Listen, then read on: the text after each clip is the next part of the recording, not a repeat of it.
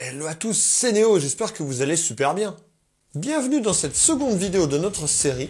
La première était destinée à vous expliquer, à vous lister le matériel dont on avait besoin pour pouvoir enregistrer le son de notre guitare sur notre ordinateur. Et aujourd'hui, on va tout simplement expliquer les branchements pour relier tout ça ensemble. Tout d'abord, sachez que cette vidéo est sponsorisée par D'Addario.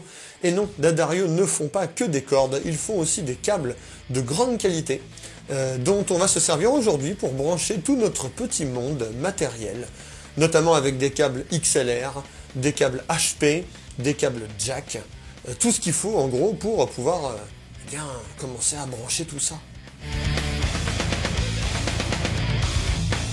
Pour commencer les branchements, il faut déjà distinguer plusieurs types de niveaux qui vont concerner votre matériel de guitare. Tout d'abord, il y a le niveau microphone. Situé entre 1 mV et 1 volt, le microphone nécessite une préamplification qui généralement est fournie à l'intérieur de votre carte son sous la forme donc de préampli. Il y a ensuite le niveau instrument situé entre 0,1 et 1,736 volts. C'est tout simplement le signal à haute impédance qui sort de votre guitare. Il y a aussi le niveau ligne, dont la tension est située entre 0,447 et 1,228 volts. C'est tout simplement le niveau auquel on enregistre habituellement un signal musical dans votre logiciel, donc ce qui peut aussi sortir de vos unités comme le Kemper ou le Fractal.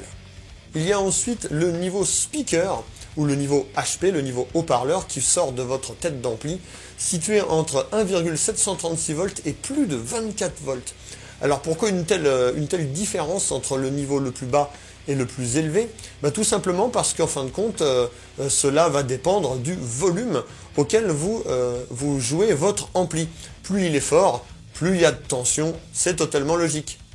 Du coup, on va jeter un petit œil sur la carte son, dont les entrées sont dites combo, dans le sens où vous disposez de prises qui associent les formats XLR et jack. Alors renseignez-vous dans le manuel de votre carte son pour savoir quels niveaux sont acceptés par les entrées de votre carte, car le format du connecteur peut être différent du niveau en tant que tel. Un câble XLR peut très bien fournir un niveau ligne, par exemple. Votre guitare émet un niveau instrument, donc dans le cas où vous utiliseriez des logiciels comme Guitar Rig ou BiasFX, il vous suffit tout simplement de brancher votre guitare dans votre carte son et le logiciel se chargera d'émuler les sons de guitare.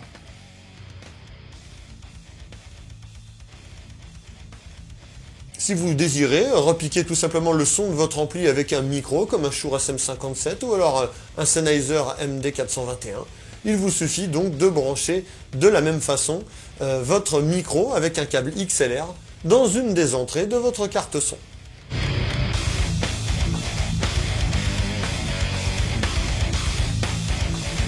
Par contre, là où ça va demander un petit peu plus de compréhension, c'est quand on va vouloir capturer le son direct de la tête d'ampli.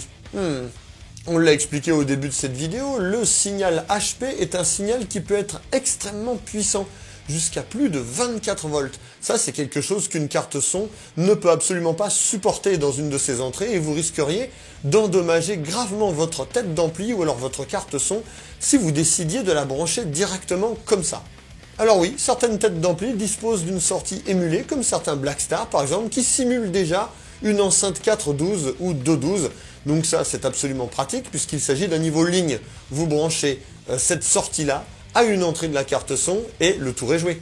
Mais dans la plupart des cas, les amplis ne fournissent pas ce genre de sortie audio.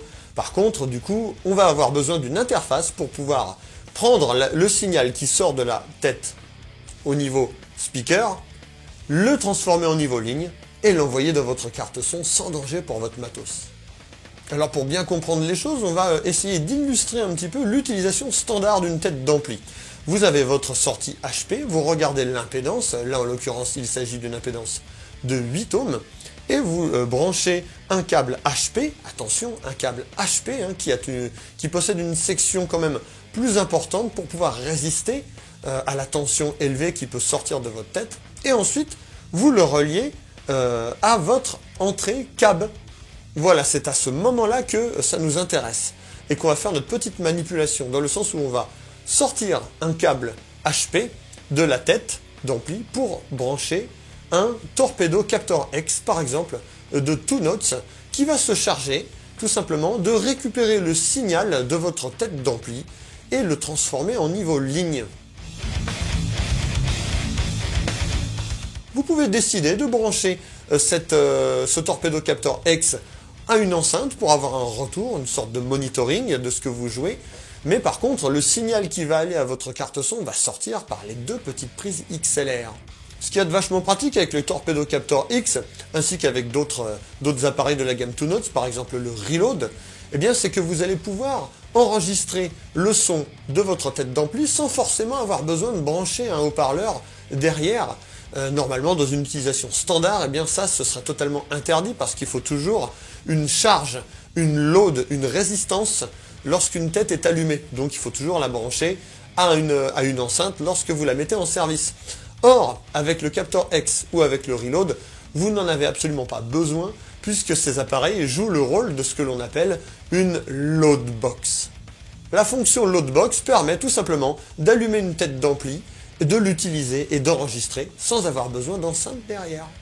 Ça a plusieurs avantages. Ça a l'avantage de pouvoir enregistrer votre guitare en silence et jouer même la nuit au casque tranquillement, parce que ces appareils disposent aussi d'une sortie casque, mais aussi de pouvoir pousser l'ampli à lampe dans ses derniers retranchements. Vous savez, ce fameux sweet spot, le moment où l'ampli sonne le mieux quand on sollicite bien les lampes. Vous pouvez enregistrer votre signal de guitare alors que l'ampli se croit sur un stade et fournit tout le jus des lampes en silence.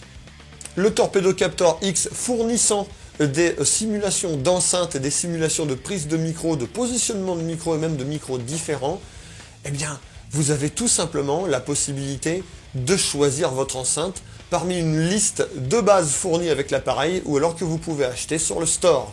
Et les simulations sont super réalistes. On le constatera dans les futures vidéos. Le câblage est donc simple, tête d'ampli avec un câble HP jusque Torpedo Captor et ensuite deux sorties XLR stéréo jusqu'à votre carte son. Pourquoi stéréo? Parce que le Torpedo Captor X simule aussi des reverbs naturels de pièces d'enregistrement. C'est pas fantastique ça?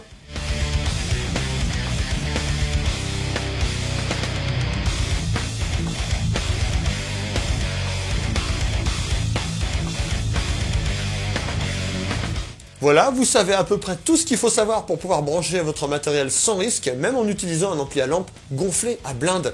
Sur ce, je vous fais la bise, je vous donne rendez-vous à une prochaine vidéo. Bye bye et bonne guitare!